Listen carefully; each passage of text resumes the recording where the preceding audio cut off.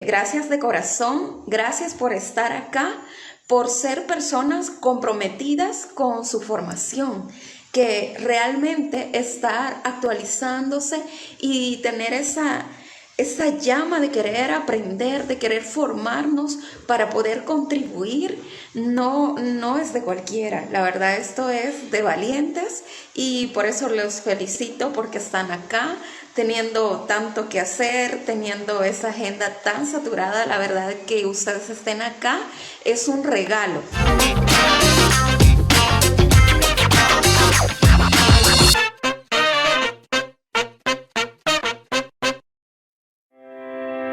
Este día quiero compartir e iniciar la parte así como más de ir desde lo más alto.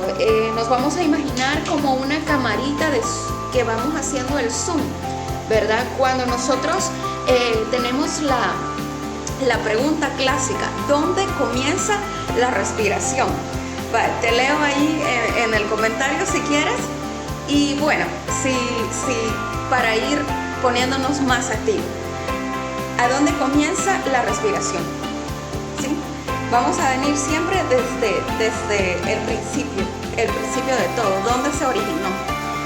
Entonces vamos a partir como ese zoom de que está allí a nivel satelital, ¿verdad? Incluso, y vamos a ver cómo empieza desde el cerebro, con el centro de la respiración.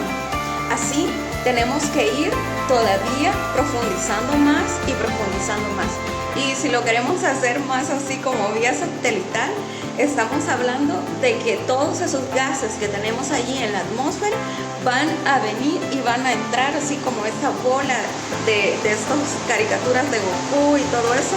Así va a entrar ese volumen de gas, ¿verdad? Entonces vamos a empezar de que el centro de la respiración, o sea que la respiración inició en el cerebro, donde se ha producido ya esa vía para que finalmente estemos respirando, ¿verdad?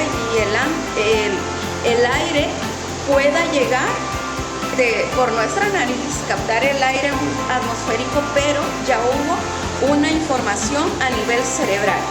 Entonces, cuando tenemos esa señal, empieza a estimular este cerebro, empieza a mandar información por los nervios, ¿verdad? Entonces lo que sigue es de la parte más externa para plantear bien esta respiración. Todo es fisiológico ahorita, ¿verdad? Todo es lo normal. Después lo vamos a ir complicando ahí con algunas variantes. Pero para tener esto, tiene que haber primero ese estímulo nervioso, viajar toda la información a través de los nervios que son de la respiración y llegar a la unión neuromuscular. Y ya en la unión, en la parte muscular, ahí vamos a tener que el otro componente de este sistema vienen a ser los músculos. Y estos músculos, a su vez, unidos a la caja torácica, van a ser una especie de sistema elástico, ¿verdad? Porque este va a tener ese espacio de poder expandirse, ¿verdad? Y eso va a ir ayudando a que se dé ese fenómeno de la respiración externa. Entonces, quiero plantearles bien. La respiración, que es el intercambio entre el oxígeno y el dióxido de carbono, ¿sí? Eso fuera, digamos, súper fácil si habláramos de una cosa así, un organismo unicelular, donde se dio por difusión y ya, cuando se da solo la difusión en ese organismo unicelular es bien fácil, ¿verdad? Porque solo atravesó una membrana celular.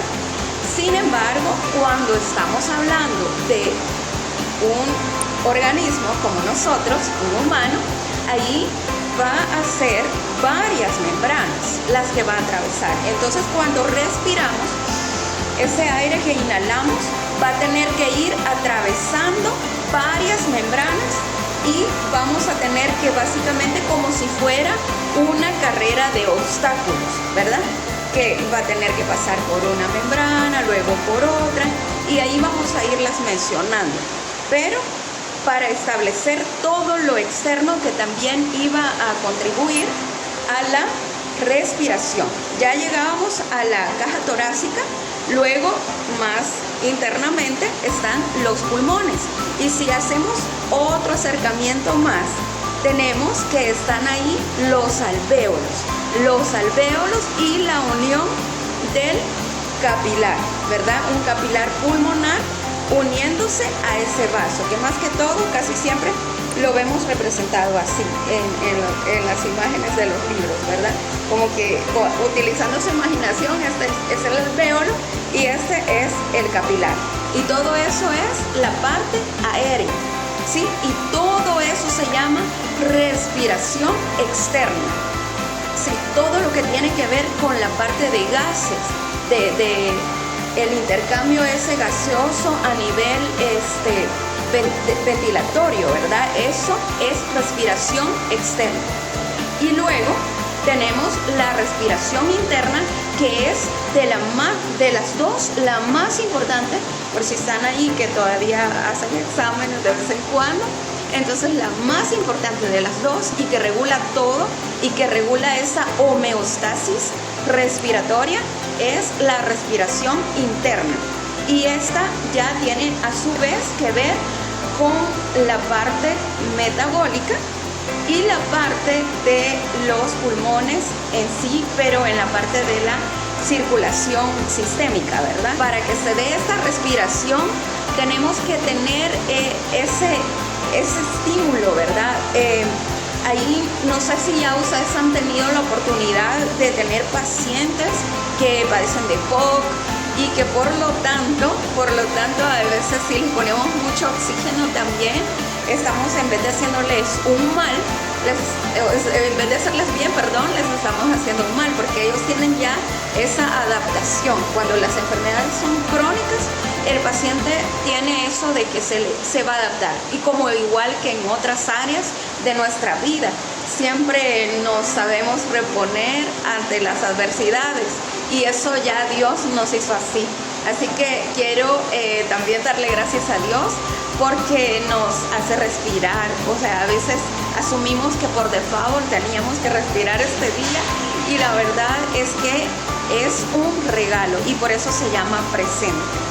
Así que gracias Dios por la respiración y por toda la homeostasis, porque está hecho ya que si algo fallara por casualidad ahí, ya hay mecanismos compensatorios o adaptaciones que se van a ir dando. Así que, entonces, para recapitular, la respiración se divide en respiración externa e interna. Y la respiración interna, esta tiene que ver más que todo con la circulación sistémica, o sea, que dentro de los órganos que se abarcan todo lo del metabolismo, todos los órganos, mucho gusto Luis, todos esos órganos, el más importante de todos, ¿cuál creen que es? Los leo ahí en el chat. Quiero que así nos juguemos la piel, respiración interna. ¿Qué será más importante? ¿El corazón o los pulmones? Es el corazón. Muy bien, es el corazón para la parte de la perfusión. Entonces vamos a tener que los términos que vamos a ir usando es ventilación, perfusión.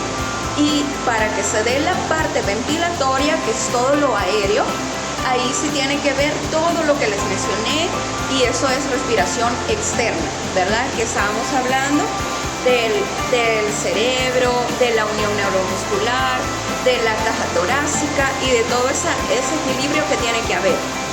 Luego los pulmones y luego dentro de los pulmones la parte alveolar y la parte del capilar, ¿verdad? Todo eso es externo, es respiración externa. Y luego cuando ya se pasa a través de la sangre venosa lleva dióxido de carbono, que es altamente tóxico para el cuerpo. Este ácido es un ácido, o sea, eso también hay que tenerlo presente. Este ácido tenemos que eliminarlo. Cuando hablamos de la producción, eso tiene que ver con la función metabólica, la producción de CO2. Ahorita por técnicas didácticas, solo voy a hablar del dióxido de carbono primero y luego vamos con el oxígeno. Pero obviamente sabemos que es una relación, ¿verdad?, que se está dando, donde al mismo tiempo el oxígeno va entrando y el dióxido de carbono va saliendo. Y dentro de la ley de los gases, saber que el gas se va a mover del sitio de mayor concentración al sitio de menor concentración. Entonces, por eso es que el dióxido de carbono, digamos, venía allí del metabolismo y todo eso a través de la vena pulmonar, ¿sí? Llega hacia los pulmones y ya estando en los pulmones tiene que ser excretado, por lo mismo que hablábamos que es altamente tóxico. Entonces, cuando venimos y se da esta reacción, para que pueda salir, tiene que darse la difusión, ¿sí? Que la difusión no es más que ese movimiento de los gases que lo hace de un sitio de mayor concentración hacia un sitio de menor concentración. Para que se nos quede así de por vida, les voy a dar una mnemotecnia que es como el high del hemogluco, que bien frecuente que lo hallemos. Entonces siempre, para que haya difusión, ese high, esas concentraciones altas de este gas, que para ahorita estamos hablando de dióxido de carbono, tienen que pasar hacia un sitio de menor concentración. Venía entonces el carrito ahí, ¿verdad?, viajando este dióxido de carbono a través de la vena pulmonar, llegó al pulmón y una vez en el pulmón, se empieza a excretar. Por difusión va a ir avanzando desde el capilar hacia el alvéolo, porque la concentración de dióxido de carbono en el capilar es mayor, es de 50, y la concentración de dióxido de carbono en el alvéolo es de 40, ¿sí? Entonces, por esa ley de difusión, el gas dióxido de carbono va a pasar del capilar pulmonar hacia el alvéolo. Y así va a ir subiendo hasta que finalmente lo logremos eliminar. Pero también otra cosa que tenemos que tener, refrescar, ¿verdad?, porque yo sé que son conceptos que ya ustedes los manejan, es el hecho de que entre el oxígeno y el dióxido de carbono, el que tiene mayor capacidad de difusión es el dióxido de carbono, ¿verdad? Entonces, cuando ya lo logramos sacar, eso pues es lo genial, lo que un pulmón 100% tiene que hacer. Pero cuando tenemos falla, cuando este pulmón, o ya sea la parte extrapulmonar que mencionábamos, a la caja torácica, que los músculos de la respiración y más, cuando esto ha fallado, igual y no se dio ese impulso y no se dio ese trabajo que tenían que hacer correctamente los pulmones, entonces vamos a hablar de un término que se llama acidosis respiratoria, ¿verdad? Ahorita solo hemos hablado del pulmón, así que todo va a tener el apellido de respiratorio, ¿sí? Así que cuando tenemos esta acidosis, recordemos que es lo mismo que decir insuficiencia ventilatoria y que el pulmón, o los pulmones más bien dicho, han fracasado.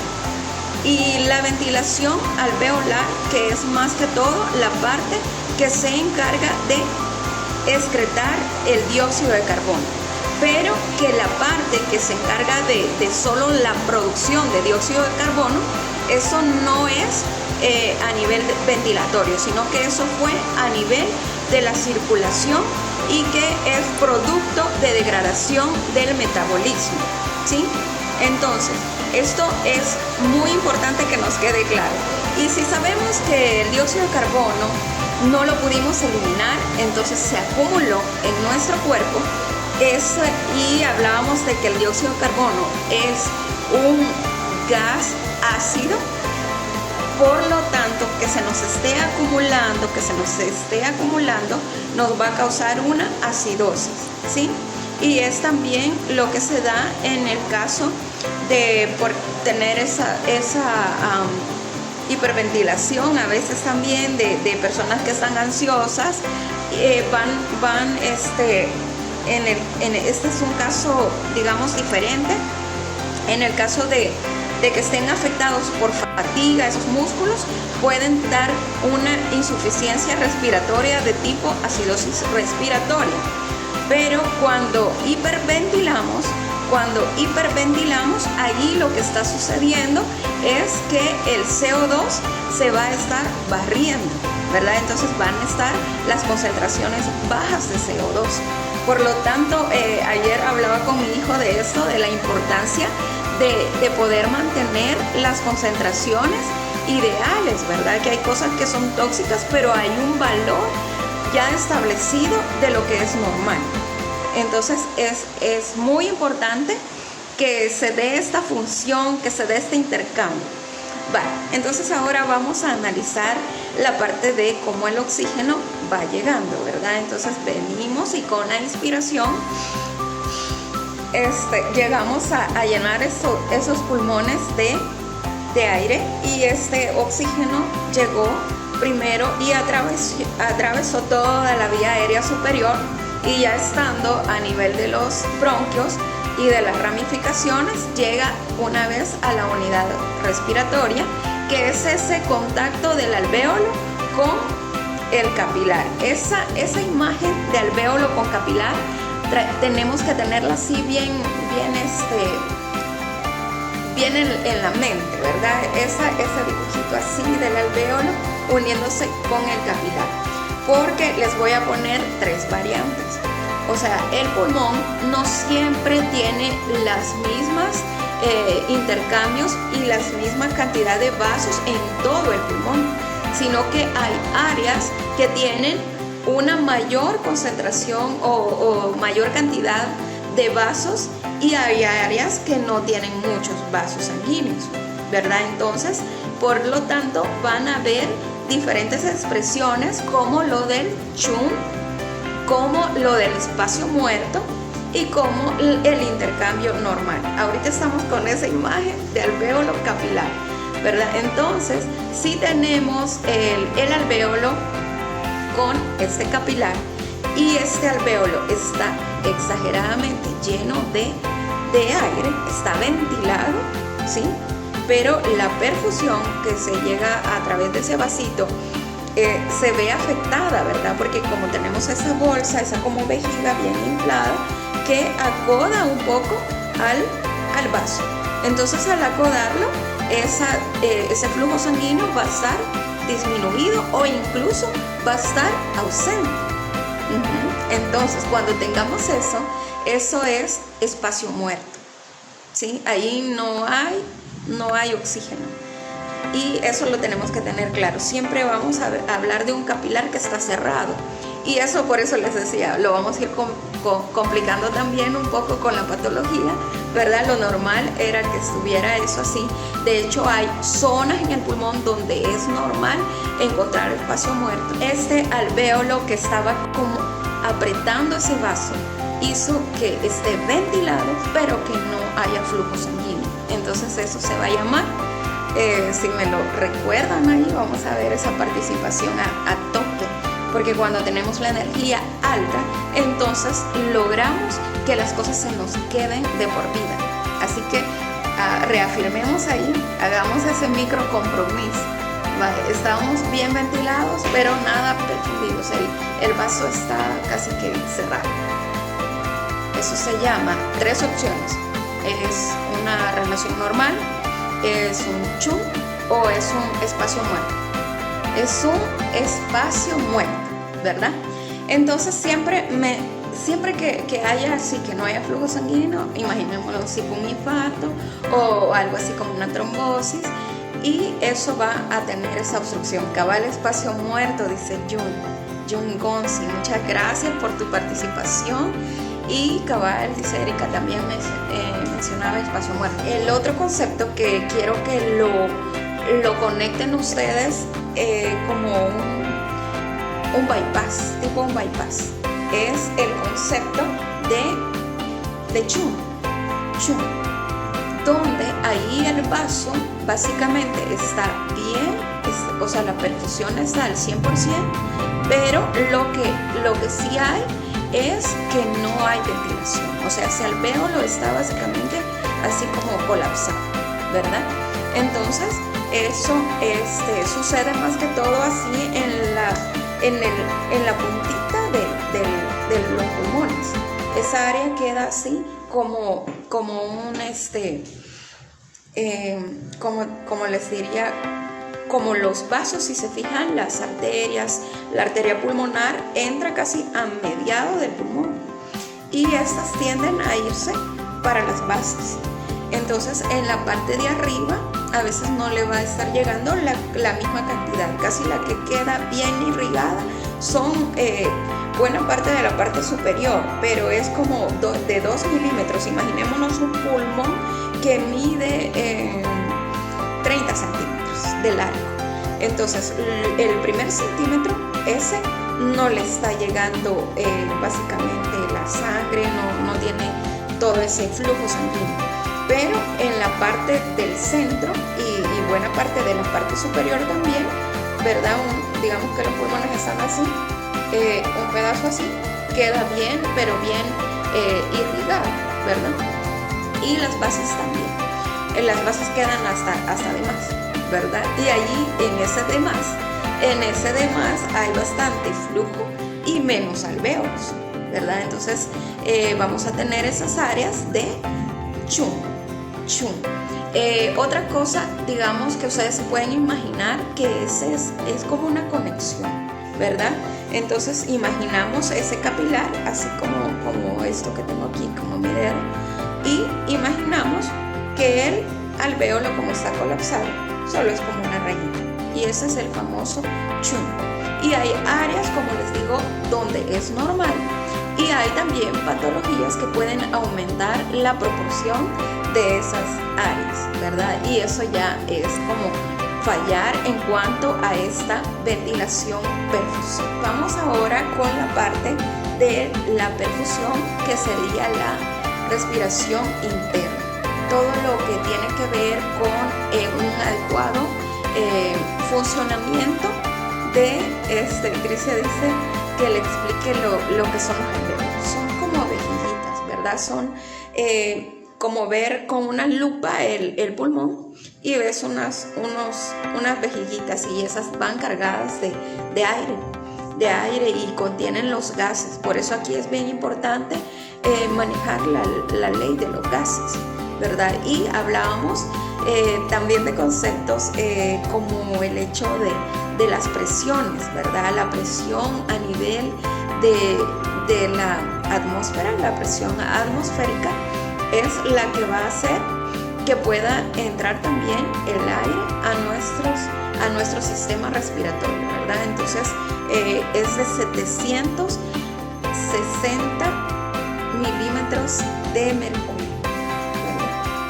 Y eso ya una vez entra este aire, pues lleva también nitrógeno, lleva oxígeno, y esto va a ir llegando en toda la anatomía de las vías respiratorias superiores, y luego la parte más interna del pulmón está cargada de muchos alvéolos, que son como esas ramitas y ya chibolitas que se ven en los pulmones, ¿verdad?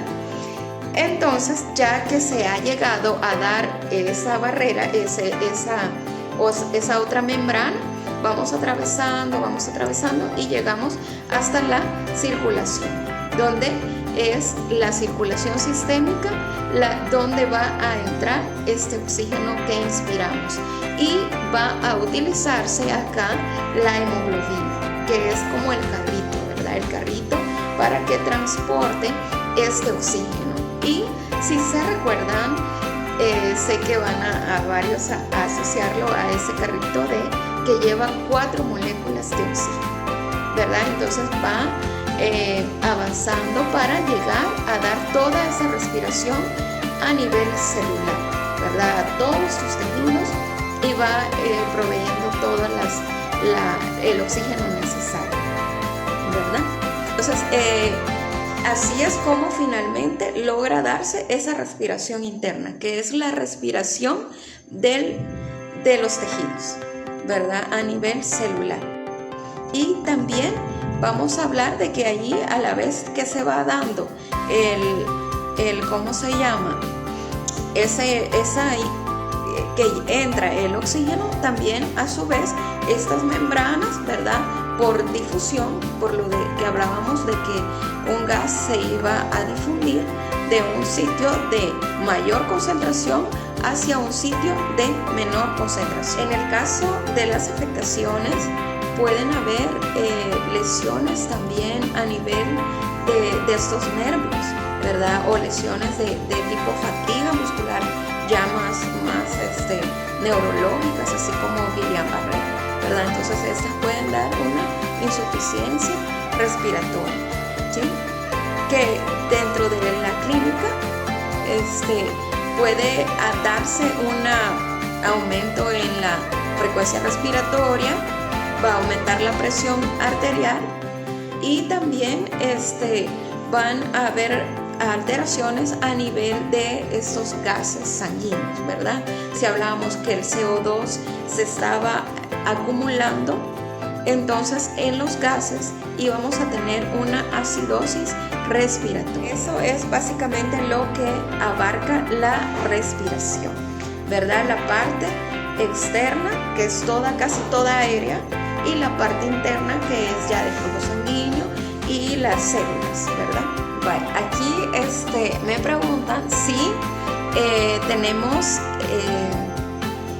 una lesión, o sea, si tenemos una acidosis, en el caso de que hayan fallado los pulmones y se dio esa acumulación de CO2 porque los pulmones no hicieron ese trabajo, entonces lo que puede llegar a suceder es que aún con ese detalle, el pH no cambie, porque tenemos mecanismos que hacen homeostasis respiratoria, como el corazón, los pulmones, ¿verdad? Entonces hacen una homeostasis, y finalmente, aunque esté anormal o ya haya fracaso, haya insuficiencia respiratoria, los gases al principio pueden estar normales, ¿verdad? Entonces siempre que veamos un paciente taquipneico y los gases normales, pues le podemos dejar otros de control para ver cómo va a ir variando y estar pendiente de más que todo de signos vitales, de electrolitos y de la parte de los gases sanguíneos, ¿verdad? Y dice Erika, puede hablar un poco más sobre el EPOC y qué tan frecuente la vio en sus prácticas. Bueno, el EPOC es una enfermedad pulmonar obstructiva crónica. Entonces, en ese caso, la oxigenación va a estar disminuida. La cantidad de oxígeno es la cantidad, las presiones, digamos, la PCO2, la PO2 está un poco menor de lo normal, pero ya estos pacientes se acostumbran a esas presiones y se va dando, por lo que les mencionaba, siempre por esas homeostasis respiratoria, como es de forma crónica, entonces se van dando cambios. Todo es cuando hay una falla respiratoria aguda, ahí es donde sí nos pone en peligro la vida, y por lo tanto vamos a tener que ser bastante rápidos en resolver, ¿verdad? Porque sí, el EPOC da bastante tiempo, pues es como por acumulación también de humo, de alguien que cocina con leña o alguien que fuma, entonces se va a dañar esa parte de los bronquios, van a estar como obstruidos en el caso de que estén como en esa broncoconstricción, ¿verdad? entonces hay inflamación, también hay moco, y eso hace que no fluya el aire como normalmente lo haría, ¿verdad? Entonces por eso se le llama obstructivo, porque sí hay obstrucción al flujo aéreo, ¿verdad? Y entonces ya cuando inspiramos, no inspiramos la cantidad que cualquier otra persona sana lo haría. Algo que se me olvidaba mencionarles es el hecho de que tiene que haber siempre la homeostasis entre lo que se da la respiración externa y la respiración interna, ¿verdad? Que sean igual a uno, que sean iguales entre ellas para que esta división quede de uno, y eso es que estamos normal. Pero cuando ya tenemos alteraciones donde la parte de la respiración interna ha fallado, entonces vamos a tener, como les decía, si eso ha sido agudo, que tomar conductas así bien rápidas, ¿verdad? Ya estamos hablando de quererlos llevar incluso dependiendo de las concentraciones de oxígeno y de la saturación de oxígeno, eso nos va a llevar a decidir si hay que intubar o no al paciente. Y esto también es importante, lo de la saturación, ¿verdad? Cuando nosotros hablamos de la saturación de oxígeno, en sí estamos hablando de este oxígeno que ha llegado a la hemoglobina. O sea, qué tan cargada, o sea, si estamos en ese 100%, es porque cumplimos con esas cantidades normales de oxígeno. Pero cuando tenemos problemas en esta perfusión, en esta respiración interna, esta saturación puede estar disminuida, ¿verdad? Y eso es lo que finalmente va a determinar si este paciente necesita oxígeno suplementario, ¿verdad? Que empezamos, ya saben ustedes, con una bigotera, luego con Venturi, y luego pues la cánula de alto flujo. Y si aún así no se logra resolver, pues podemos avanzar a usar ya el ventilador, ¿verdad? Pero el ventilador es usar cargas totalmente al revés de lo que normalmente tenemos en una respiración fisiológica, ¿verdad? El ventilador es una carga negativa la que ejerce, y que más que todo cuando nosotros inspiramos, pues tenemos esto de que nosotros como que chupáramos aire, pero en el caso de que estamos con un ventilador, ahí la cosa es al revés, es como que fuera un fuelle, y esto que puede estar generando una presión negativa para que se dé finalmente una expansión del pulmón, pero casi que obligada, ¿verdad? Porque ya aquí han fallado los músculos, ha fallado la caja torácica y todo eso. Entonces solo vamos a estar tratando de inflar el pulmón contra la presión fisiológica, ¿verdad? Es bastante complejo, es al revés de todo lo fisiológico, ¿verdad? Entonces esta parte de la saturación también tenerla en cuenta a la hora de que estamos viendo ahí al paciente, ¿verdad? Que si ya está con un 90%, vemos que lo normal es 95 o más, entonces ya vamos empezando a usar la famosa bigotera para empezar, ¿verdad? Y que recordarles que la fracción de oxígeno inspirado a aire ambiente es de 21%, pero cuando ya usamos una bigotera y en el primer litro solo lo llevamos a que sea de 24% con el primer litro, y de ahí los demás litros se va aumentando de 4 en 4 para saber cuál es esa fracción de oxígeno inspirado. Si tengo un paciente con una bigotera a 3 litros, ¿verdad? Vamos a tener que la fracción de oxígeno inspirado en ese paciente es de 32, ¿verdad? De 32%, porque ahí vamos a ir sumándole de 4 en 4. Solo en el primer litro que le sumamos 3, estábamos en 21% y ya lo llevamos a que el primer litro está en 24. Esto era lo que yo tenía preparado para ustedes. Tengan todos el honor de recibir al doctor Galán. Él es un médico internista, es un intensivista, es decir, es especialista en cuidados intensivos, pacientes de cuidado crítico, Y además, como persona es bastante humano, es una persona ejemplar, una persona que sabe ponerse en la piel de sus pacientes y de los familiares, y por lo que yo le admiro muchísimo. Y hablábamos ahora de que a ver si se podía unir para hablarnos de la fase de la perfusión, de la ventilación, de la respiración interna. Un gusto, doctor. Hola, buenas noches. Mucho gusto. Buenas noches. Bueno, pues algo relacionado a la falla respiratoria que puedo comentarles es sobre la respiración interna que usted menciona. Creo que la respiración interna no es más que el intercambio de oxígeno y la producción de CO2 a nivel celular. Es el mismo intercambio que se da a nivel pulmonar, oxígeno que se ingresa y sale CO2. Es el reflejo de lo que está pasando a nivel celular. Entonces, la célula en su metabolismo produce agua y CO2 para producir ATP, NADPH, FADH, que son sustratos energéticos. Para eso está generando CO2 y está consumiendo oxígeno.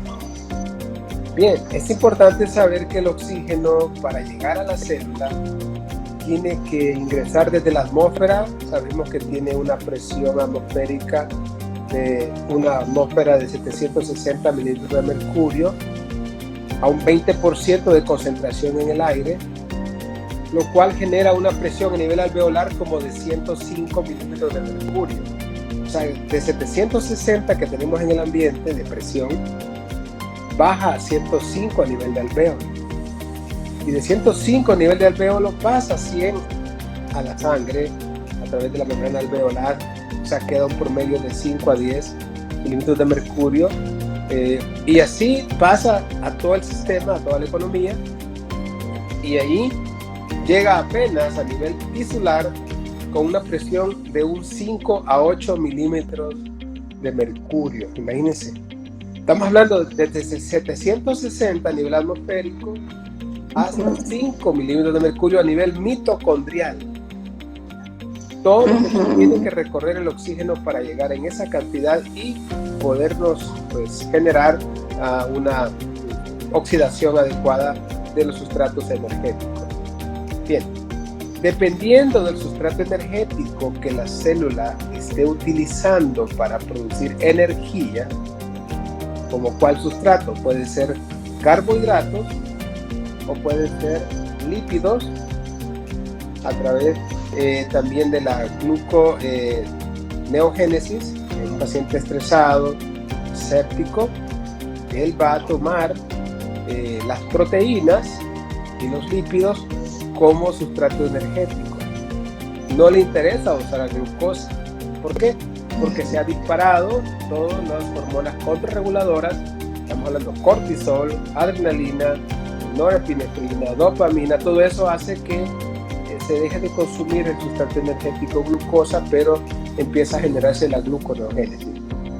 Ese metabolismo celular interno provoca una respiración celular, un consumo de oxígeno y una producción de CO2. Y dependiendo de ese sustrato que está usando, así va a producir más CO2 y va a consumir más o menos oxígeno. A esa relación de consumo de oxígeno y producción de CO2 le vamos a llamar cociente respiratorio. ¿Ya? El cociente sale de cuánto consumo de oxígeno, cuánto genero de CO2.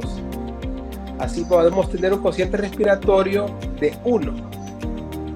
¿Ya? Eso lo puedo medir a nivel de equipos de ventilación mecánica o calorimetría indirecta. Un cociente respiratorio, o sea, una respiración con un cociente respiratorio a nivel celular de 1, me está diciendo que estamos utilizando un sustrato energético provocando la producción de lípidos. O sea, estamos sobrecargando a nuestra célula de carbohidratos. O sea, estamos dándole obesidad al paciente. Pues. Obesidad me refiero porque el paciente puede hacer hígado graso, ictericia, por una alimentación inadecuada que le estemos dando, y no se diga con la nutrición parenteral, que es más fácil atosigar, por así decirlo, a la célula de carbohidratos, y el hígado tiene que hacer las suyas para metabolizarlo y utiliza un cociente respiratorio alto de 1.2 en lo máximo, y eso se llama lipogénesis. ¿Qué vemos en el paciente? Ictericia, falla hepática. Eso es por una mala alimentación que le genera un cociente respiratorio a nivel intracelular de lipogénesis. Por otro lado, un paciente que esté séptico, un paciente que esté hipermetabólico, hipercatabólico, este paciente va a tener un cociente respiratorio de 0.8. Si lográramos medir nuestros pacientes el cociente respiratorio, y ahora se puede hacer con los equipos que tenemos en cuidados intensivos, podemos saber si el paciente está isometabólico, hipercatabólico o hipometabólico o hipocatabólico. No todos los pacientes, por estar graves, están hipercatabólicos, son los errores que cometemos. No, pues metámosle 2000 calorías y venía el concepto de la hiperalimentación parenteral, y estábamos complicando más a los pacientes, porque hay pacientes que están hipometabólicos. No todos estamos igual. Entonces, esto que estoy hablando tiene que ver con la respiración celular, el cociente respiratorio. Por lo tanto, quizás como un resumen que puedo hacer de lo que estoy explicando es que no podemos generalizar la nutrición para los pacientes. Cada paciente responde diferente y sus requerimientos son diferentes. Cuando me llaman a veces a ver un paciente, me dicen: doctor, quiero que haga una evaluación nutricional, logro detectar qué paciente está hipercatabólico o hipocatabólico, ¿verdad? Entonces, dependiendo de eso, yo puedo decir, dele tantas calorías o bajemos los carbohidratos. Alguien me dice: doctor, pero esa dieta es cetogénica. Sí, es que eso le voy a dar al paciente. Ahorita no le voy a cargar de carbohidratos, sino vamos a dar más proteínas, más lípidos y poquito carbohidrato. Cuidado con los carbohidratos en la respiración celular, es bien importante, porque los carbohidratos, los azúcares simples, que es la dextrosa, la glucosa, son estimulantes de la inflamación. Ojo, todos estos productos que damos en la nutrición parenteral o enteral, ricos en carbohidratos, hacen que nuestra célula genere factores proinflamatorios. Y también ahí tenemos que hablar un poquito más de los ácidos grasos, ¿verdad? ¿Cuáles son los ácidos grasos omega 6, omega 3 que están en la nutrición para sustituir todas las membranas fosfolipídicas, y así la producción de tromboxanos, prostaciclinas, prostaglandinas, etcétera, sean menos inflamatorias, sino más bien antiinflamatorias. Esa es la comida básica para la respiración celular. Acuérdense que por eso comemos, ¿no? Así como usted nos habló ahorita, la respiración pulmonar, que es el intercambio de oxígeno, pero todo eso que se da en el pulmón es un reflejo de lo que está pasando a nivel celular. Pero en la célula lo que está pasando es que está generándose energía. Esa energía es la que tenemos que tener nosotros, el concepto qué está pasando en este cuerpo, ¿verdad? Más o menos un resumen que le puedo hacer sobre respiración celular, metabolismo celular. Hay mucho que hablar, pues. Ya nos metiremos en detalles de la fosforilación oxidativa, de la glucólisis a nivel de citoplasma, de la, por ejemplo, la producción de energía en mitocondrial. Es bien importante que habláramos un poquito de eso, porque ¿dónde están las mitocondrias? Todas las células tienen mitocondrias. ¿Cuáles tienen más? ¿Cuáles tienen menos? ¿Cómo se quema la energía? ¿Por qué las células tienen mitocondrias? O sea, es un tema bien apasionante saber que, por ejemplo, ahora que se quiere bajar peso, ¿verdad? Que la gente le hace y toda esa cosa creyendo que se va a quemar la grasa. Las únicas células, organelas que queman grasa se llaman mitocondrias, ¿ya? ahí se quema la grasa. Ajá. No se quema con masajes, ni con cremas, ni con nada de eso. Se quema activando las mitocondrias. Totalmente de acuerdo, doctor. Y es bien importante, así como a mí me gustó esa parte de la gluconeogénesis, ¿verdad? El hecho de que estratégicamente se da ese consumo de otras sustancias, ya no de la glucosa, sino que de lípidos y de otras sustancias que no son carbohidratos para obtener la energía. Correcto. Es importante conocer los aminoácidos. De los 20 aminoácidos, hay un grupo de aminoácidos que son glicídicos, o sea, son capaces de producir glucosa.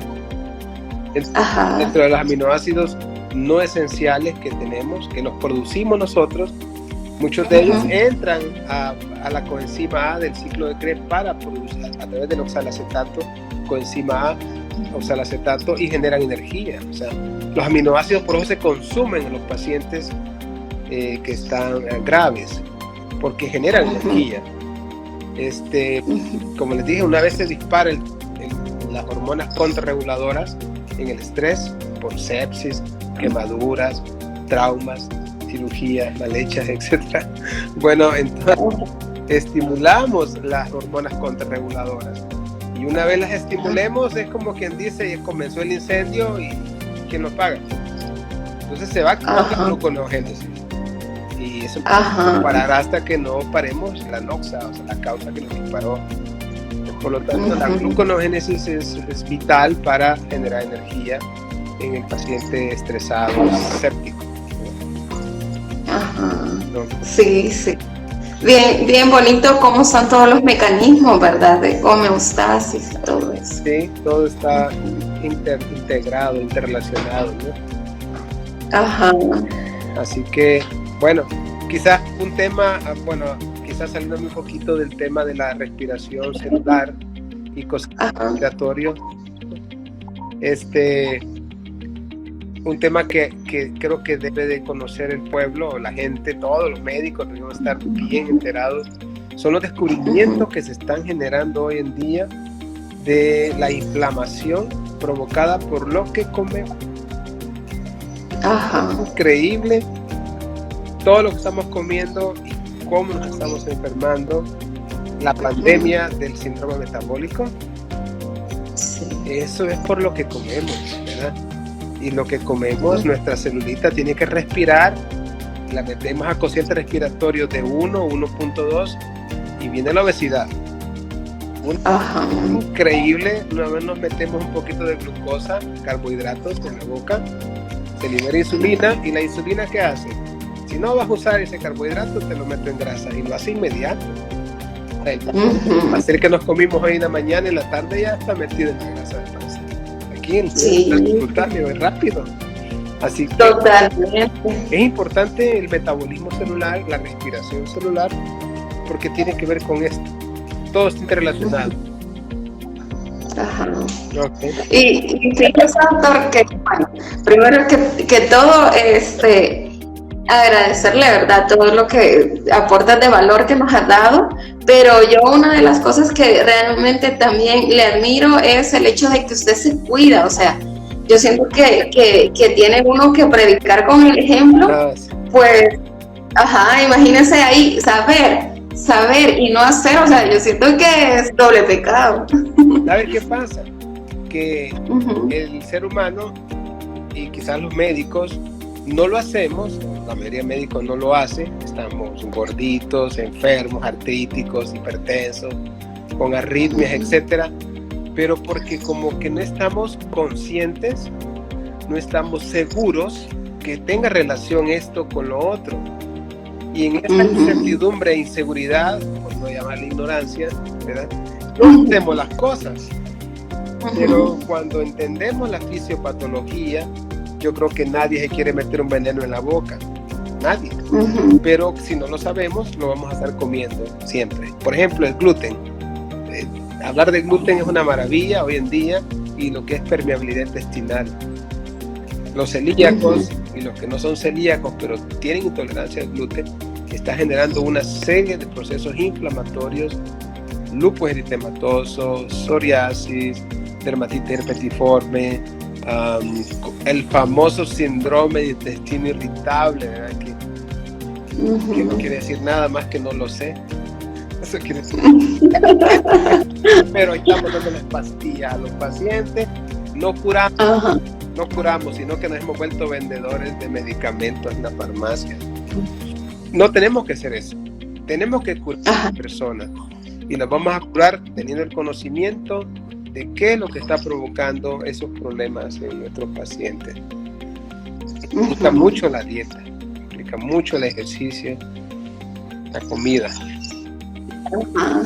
Y fíjese que yo manejo esto digamos, a lo largo de mi vida que he evolucionado.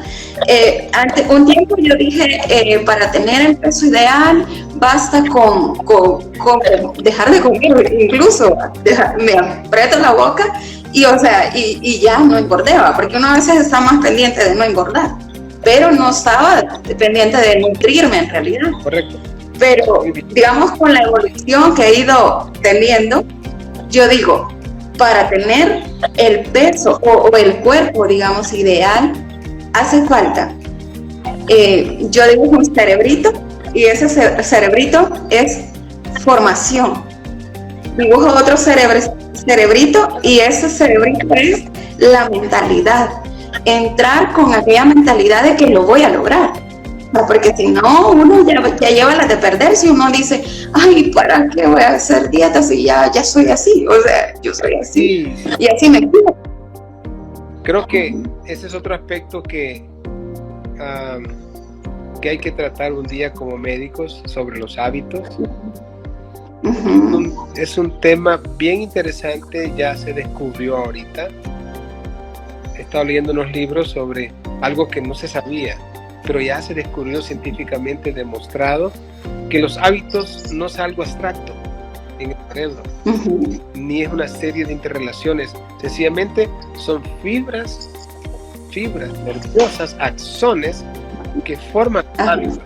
Cada hábito que tenemos tiene una calle, por así decirlo, tiene una conexión eléctrica. Con surcos neuronales.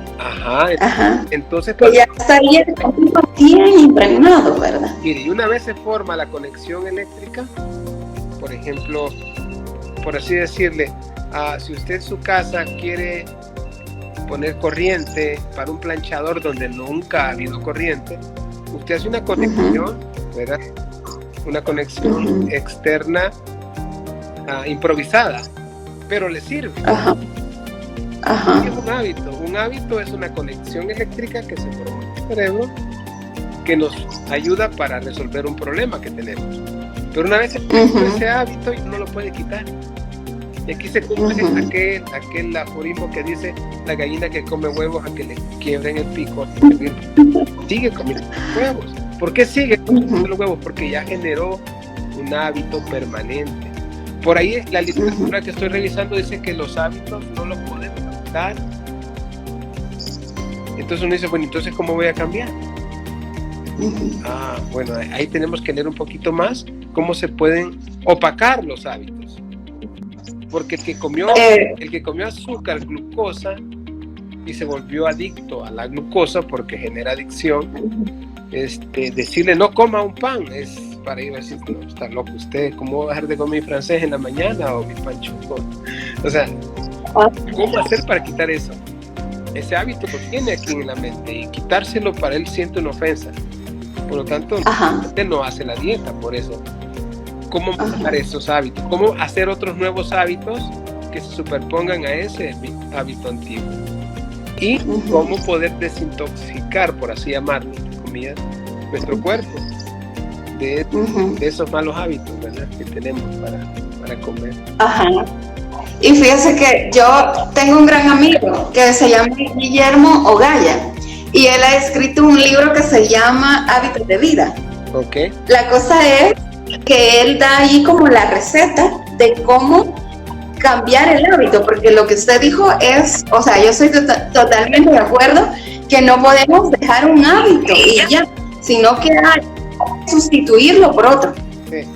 Y entonces en esa, digamos, en esa comida de azúcar exagerada, hubo un chutazo de dopamina que hace que la gente vuelva a repetirlo, porque es un premio en sí el que el cerebro da. Correcto. Es una gran liberación de serotonina, éxtasis. mucha serotonina.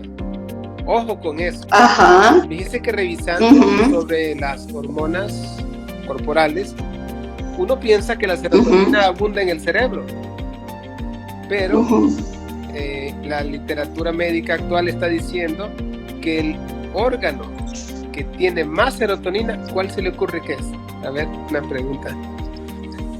Ay, pero quiero ver, el que tiene más serotonina. Acuérdense que la serotonina es la hormona del placer. Sí, sí. ¿Será el cerebro? No sé. Pues sí, creemos que es el cerebro, ¿no? Pero no, fíjense. Es el segundo cerebro. El segundo cerebro.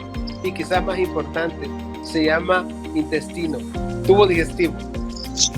Entonces, el tubo digestivo es más rico en serotonina que el cerebro. Eso es importante porque, ¿por qué razón nos sentimos? Se come usted el pastel, se come usted el postre y siente una alegría, una relajación, se siente bien. Aquel estrés que traía el nerviosismo como una droga. ¿Por qué? Porque el intestino liberó una cantidad de serotonina, dopamina, como usted mencionó, que son neurotransmisores que conectan con el cerebro. ¿Ya? Pues, importante, hay conexiones cerebro-intestino. Y se ha visto también que hay sustancias que se producen en el intestino que viajan, no se sabía eso, viajan por los axones del nervio vago hacia el cerebro. O sea que no solo es corriente, o impulso eléctrico que pasa por el axón, sino que también son vías de comunicación de sustancias de neurotransmisores y otras sustancias que nos dañan. Por ejemplo, ahorita ya se descubrió el Alzheimer, ¿verdad?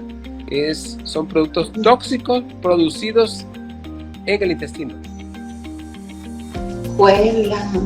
Ojo, ya está publicado porque ellos se extrañaron estas como, por así decirle, encontraron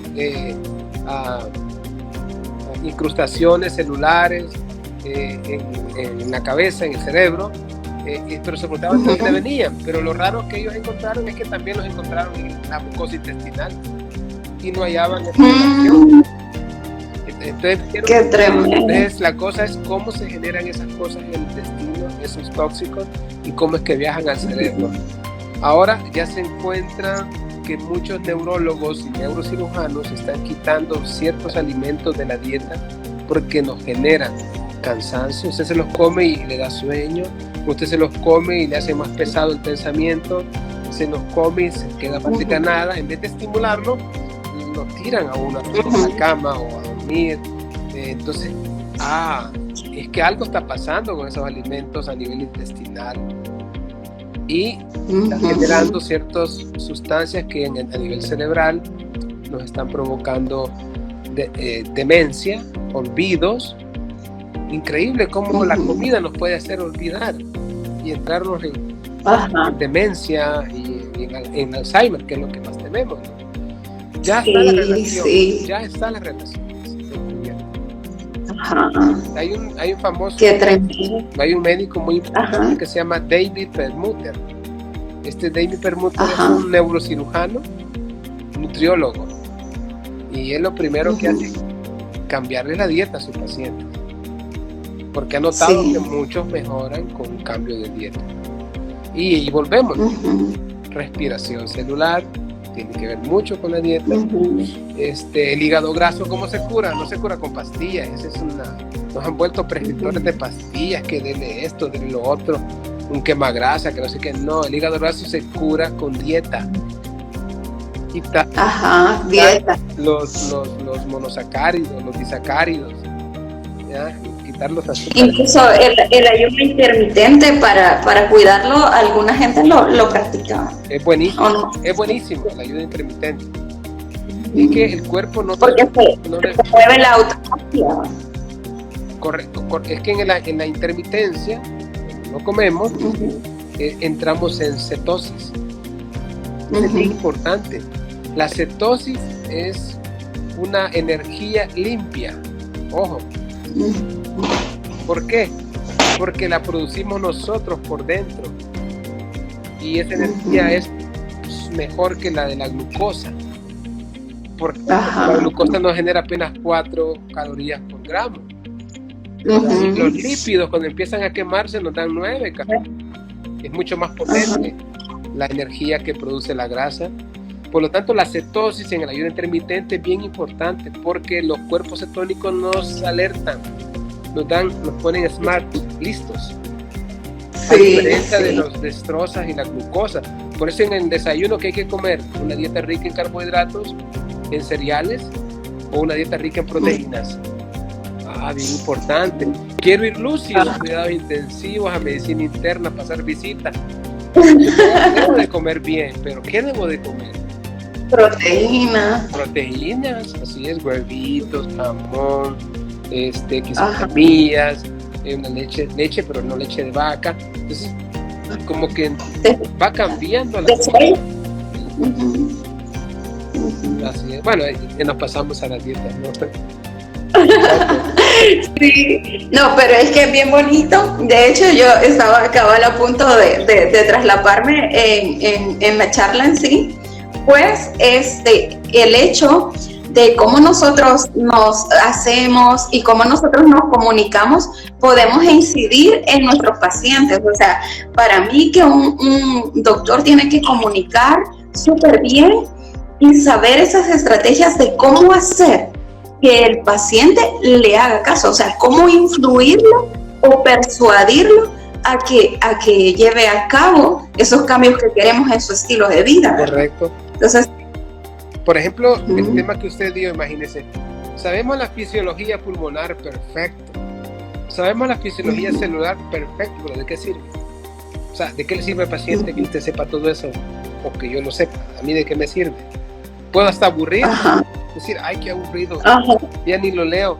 Pero cuando nos damos cuenta que tiene que ver con mi salud, en el sentido de que la comida tiene que ver mucho con el metabolismo, con la respiración celular, entonces como que vuelve una importancia crítica y ya se vuelve práctico, porque usted le dice al paciente, quítese lo otro, fuera, son sus venenos, que aunque le gusten, son sus venenos, ¿verdad? ¿Por qué se vuelven diabéticas las personas? ¿Por qué se vuelven hipertensos? Increíble. ¿Cómo tiene que ver la comida? Arritmias cardíacas, etcétera. Sí. Es bastante, o sea, es que es bastante amplio, pero bastante importante la parte de lo que metemos, ¿verdad? O sea, yo les digo a veces a algunos pacientes, yo no sé, porque cuando son hombres más que todo les digo eso, de que cuando van a echar gasolina se preocupan porque no, especial.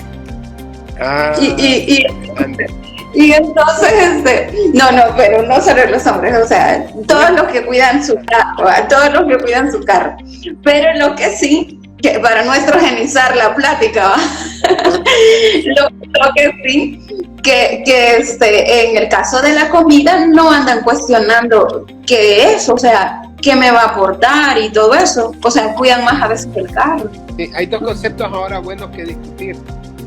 Una cosa es alimentarse y otra cosa es nutrirse. Son dos cosas. Entonces la gente se alimenta, come lo que sea, se llena la barriga. No se llama alimentarse, pero no se está nutriendo. Nutrirse es otro concepto. Es comer lo que nuestro cuerpo necesita realmente para estar sano, para funcionar bien.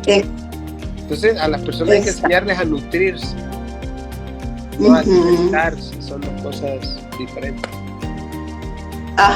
Sí, totalmente de acuerdo. Vaya, doctor, le agradezco de corazón y todo esta o sea, en sí ha sido súper genial. Yo me siento agradecida. Gracias por su invitación, doctora. Así que estamos a la orden en otra charla que vaya usted a dar. Sí, vamos a hacer una de nutrición, ya vi. Okay. Así ya vamos a formar. Hablemos de intestino permeable. Eso es bien importante.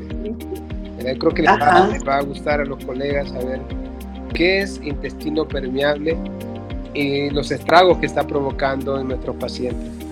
Y si no, pues gracias amigos, gracias por habernos acompañado y porque la verdad es que invertir nuestro tiempo en este tipo de eventos, o sea, para mí es un regalo que me han dado ustedes por el hecho de que hay tanta cosa que ver, tanto Netflix o algo así, y ustedes decidieron estar acá con nosotros, así que les agradezco de corazón y espero que en la próxima que hagamos pues estén aquí presentes y que puedan tener ese contacto y ir aumentando la interacción para la próxima, porque es súper genial y ese tipo de poner las emociones al límite hace también que a nosotros se nos vaya quedando más